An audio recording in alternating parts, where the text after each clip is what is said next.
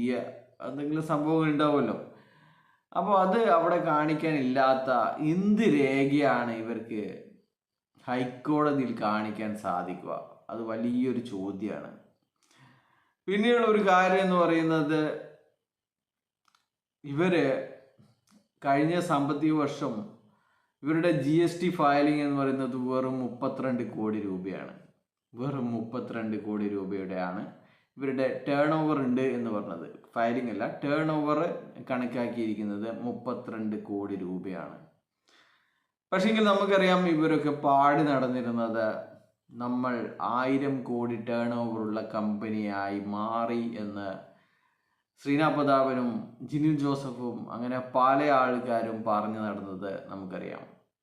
വെറും 5 വലിയ ലീഡർമാരെ എടുത്തു കഴിഞ്ഞാൽ അവർക്ക് കിട്ടിയിരിക്കുന്ന പേ ഔട്ട് എന്ന് പറയുന്നത് 30 കോടിയിൽ മേലെ വരും എന്നുള്ളതാണ്.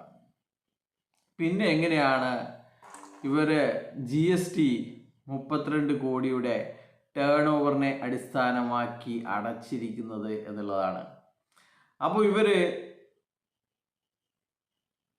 750 അല്ലെങ്കിൽ 1000 കോടിയോളം രൂപ ഇവർ കൈക്കലാക്കിയിട്ടുണ്ട് എന്നും ഇവരത് പോൺസി സ്കീമാണ്